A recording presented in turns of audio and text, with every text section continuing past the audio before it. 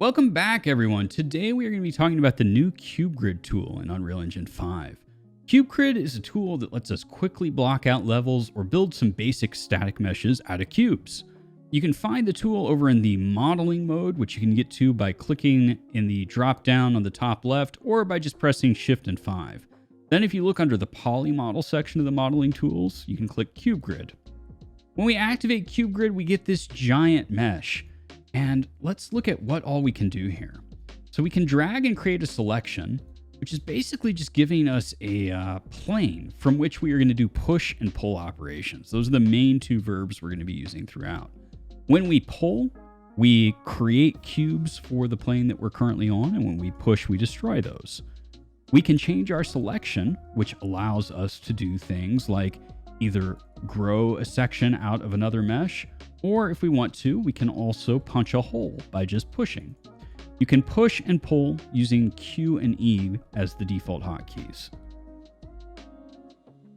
In addition to pushing and pulling, we can slide our current selection forward and back. The hotkeys for that are Shift E and Shift Q.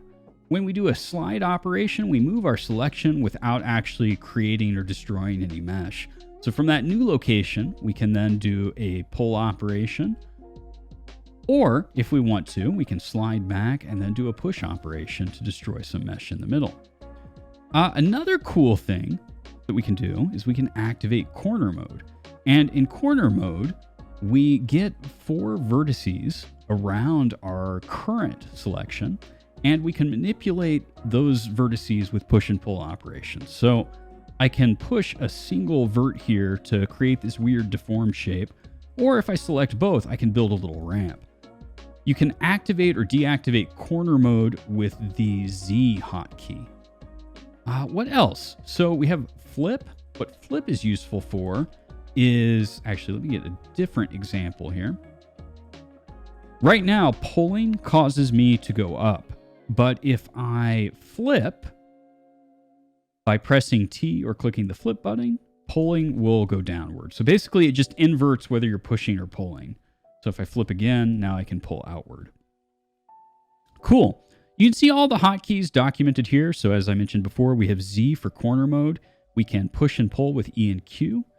We can resize the grid. So let's say I want to work on like something larger or something smaller to do some detail work. I can change this power of 2 either by sliding or by hitting Control Q and Control E. And that will allow me to make a selection with a finer or chunkier granularity based on my needs here. So if I wanted to punch like a tiny hole all the way through and then a little hard to see.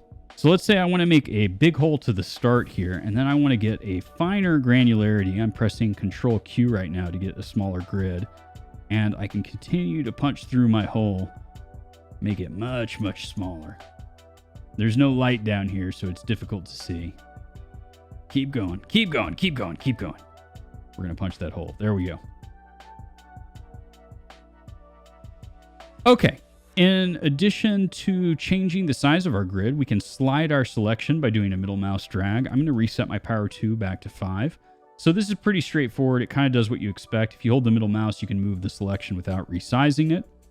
This is useful if, like, let's say I accidentally mess up my selection here and get some open air. I can just pull it over with the middle mouse button. We also have a grid gizmo, which can be hidden or shown with the R hotkey. When I press that, you'll see this gizmo comes up, and I'll show another hotkey real quick because I don't actually want to work over there. If I control click, I can move the gizmo.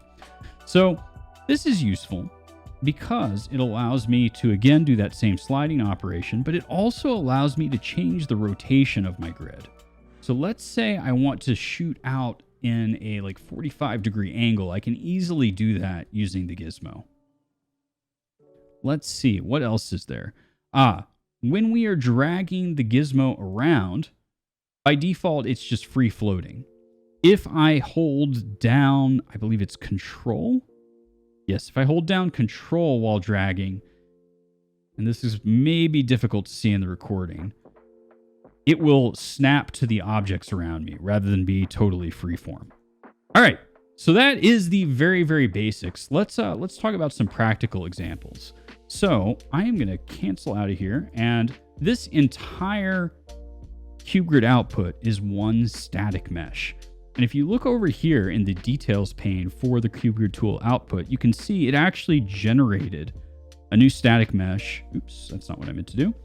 And put it in my content browser here in this generated folder. And this is a super useful property because that means if I want to model something and then reuse it, I can very easily do so just like I would with any other static mesh. So let's look at a real world example. I want to model a little bridge component that I can just staple together. So we're going to create like a little base segment here. I am going to get a little bit of a finer selection, I think. Maybe like this. Yeah, I think that's good. You can hold shift here as well to also just select all the cells in between. And I'm going to go ahead and slide up 3 levels and then make a little handrail here. That looks good, I think. Then let's make this a little bit larger again. I think maybe like right here, kind of on the seam. I'm going to come back 1, I'm going to slide that there. I'm gonna put little support posts here, and I do want to make sure those touch. So yeah, like right there. And let's do that same thing right here. Do another. One more. And here as well. And then just like this, I think, to make it repeat on either side. So I'll also need one here. Yeah, that looks pretty good, right? Okay. And for the purposes of this example, I'm just going to do the one side, but let's do that for now. So I have now created a new static mesh, and I can use the standard Unreal controls like Alt and drag to make a copy of it. And then I can just snap them together. So if I wanted to like build a road or a bridge or something with this little rail, it's very easy to do. And I've modeled this completely. And since this is all a static mesh, I can now go and actually reopen cube grid mode. And let's say I wanted to make that rail on the other side. I can very easily do the exact same thing here on just one instance of it. And this is actually, when I save it, going to update all of them because they're using the same static mesh. So I'm not going to worry too much here about getting it perfect, but I'm going to basically do what we did before. I think I need, yeah, I just want to, make it look good. It doesn't need to be perfect, but I do want it to look good. So we're just going to put these little posts in, and there we go. And so right now I've only updated this one, but as soon as I hit complete, the other instances of this static mesh are also going to update. Just like so. And so let's say I don't want that. Let's say I want one segment to be different. Like let's say I want to put like a little art here. I can easily go here. I can duplicate the static mesh, make a copy of it, and then I can say, use what I've got selected in the content browser. And now I'm manipulating a different static mesh from those other two instances. So if I wanted to like put, I don't know, like, let's just say like a little thing here. I don't know what it is. It doesn't matter. But like a little divider there.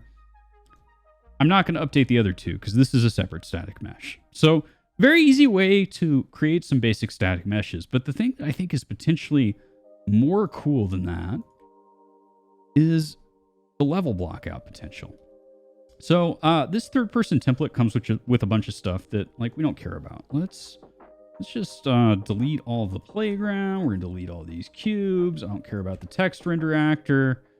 I don't need whatever all this stuff is, but I still have my player start and I still have my lighting. So that's fine. We're going to start by just making a big floor, and I'm going to raise my power of 2 back up to 5 here. Turn my gizmo off. Oops, I'm at 7 there. 5 is what I want. So like we're just going to make a floor. Great. We got a floor. I want to make sure that my player start position is above the floor. So we're just going to pop him up and press the end key to drop him onto the floor. And we're going to make sure that we spawn. We spawn. Great. So let's make a little building here. and make like maybe like just a basic little jungle gym or something for our guy to work his way through. So to do that, I'm going to go 1, 2, 3, 4, 5, 6, 7, 8, 9, 10. Let's see what this looks like here. I have the sky sphere selected, and I was trying to edit the sky sphere. That's why I get that error. Little bit fiddly still. You have to clear your selection to create a new static mesh, which is maybe not the most intuitive thing. All right, so there we go. I think that's 10 by 10. 1, 2, 3, 4, 5. 1, 2, 3, 4, 5. 5, and 1, 2, 3, 4, 5. Perfect. All right, so we've got a 10 by 10 right now. Let's see what that looks like in relation to our little guy. I don't see it in my world. Why not? Was I just looking the wrong way? There it is. I don't know what happened there. I confused myself. It's fine. I think that's not big enough. So we're going to go back into the modeling mode here. I'm going to just make it 10 units longer. Great. Let's also expand it out this direction by 10 units. 2, 3, 4, 5, 6, 7, 8, 9, 10. Great. Now we have a much bigger building.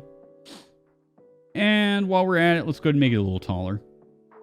We could use a different material here to make this pattern a little cleaner. And in fact, let me change that after I make this a little bit bigger. That looks pretty good, I think. Right now, we are using just the default world grid material. There is I think it's material instance proc grid. This is an engine material, so if you don't see this, you might have to come to this little gear and click Show Engine Content. Once you do that, you can select that, and this material is actually smart enough to figure out, based on world position, what it should draw. So I think that's a nice little tool for when we're just generating all of these different meshes. Great. So we have a giant box. Our floor is kind of like, it's not centered. I'm not going to worry too much about that, but I am going to position it here a little bit better, I think. Let's put it at 500, 1000, and I assume we are touching the ground. Yeah, we are. Cool. And we are going to take our player start here and drag him out. And which way is he facing right now? He is facing towards the end of the world, so let's spin him 90 degrees. All right.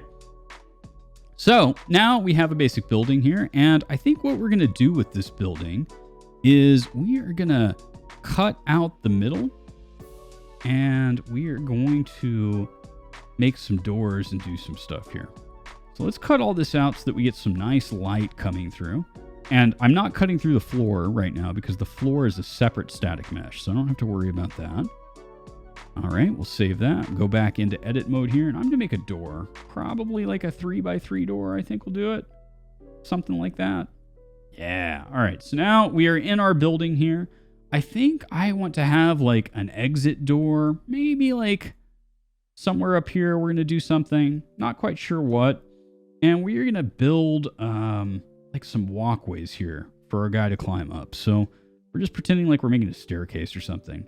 So I'm going to go ahead and pull a couple of layers out of that wall, and let's go ahead and build a ramp real quick. So to do that, I think I want to come up to this level. Let's do like that. And can I? No, that didn't do what I wanted. That's too bad. Let's try from here then, and then go all the way to here. I'm going to come out 2. Then I am going to change my selection to cover the part of the ramp that I want to have the incline. I'm going to press Z again to access the vertex mode here, and we are going to just drop that down. In fact, I don't love this. So before I do that, instead, I want to just rip these 2 out, and we're going to leave a little bit of flat area on the floor here. So let's do that again. We'll drop this down. Great. And we're going to need to come up a little bit in order to reach our new doorway. So let's bring this across the map here. Does that go through? I went one too far. We'll bring that back. Perfect. Then I want to get a little bit of additional elevation gain, like right here, I think. So let's make it 2. This I need to pull out as well, I think. And this is going to be a bit of a steeper ramp, but we're going to do that exact same trick. Great. So now, if we look at it, we have a ramp that takes us up to this walkway, which takes us out to this door. Let's go ahead and build on the outside of our building. I don't know what kind of game this is. Maybe it's a platformer. That's okay. Then let's do... Well, that's kind of interesting. I'm not totally against the wall. I'm not sure why that is. Let's see if that is true when I complete. Yeah, we got a little bit of a gap there, which I don't love. I'm not sure why that is. I need to play with that a little bit more. That might just be positioning. But either way, what I could do... Actually, you know what? No, here's what we'll do. We will re-edit that. And what we're going to do here is we're going to cheat a little bit. There, just rebuild it. It's not exact. I could probably play with my scale a little bit to make it perfect, but you know, this is fine. We're just playing. Let's do all the way out here. Oops. Like so. Did I screw anything up in here? No, that all looks fine. And I want to maybe have this end up at that higher level. Let's start that ramp like right here. And again, we're going to play with these verts and just kind of drop it down. So now we're able to get to the top of our building, right? And this is all one big static mesh right now. So I could chop it up. I could do whatever I want with it. But right now we have one big static mesh. If we play our game, we can run into our building and we can start running around our level. You know, I fell off there. The mouse sensitivity by default is a little bit more fiddly than I'm used to. That's okay. We can climb up. We can come up here.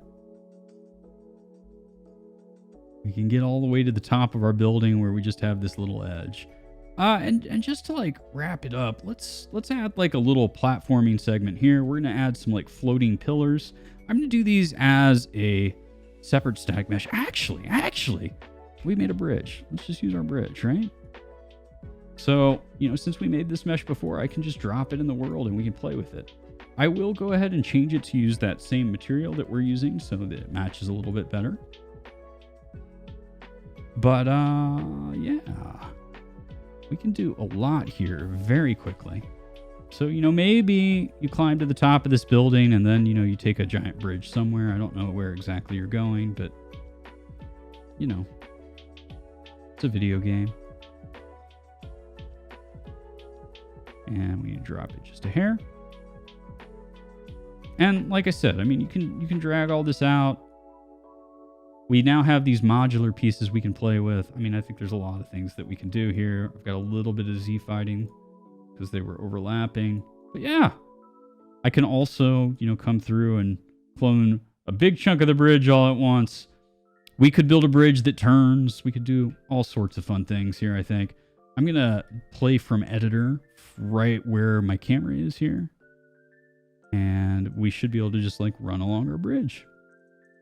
So that's all I got for this one. CubeGrid's a super cool tool. Let me know in the comments if there are other Unreal tools you'd like to take a look at or other things you'd like to learn. And if you enjoyed this, please make sure to hit the subscribe button and help the channel grow. I really appreciate it. Till next time, be kind to one another. Peace.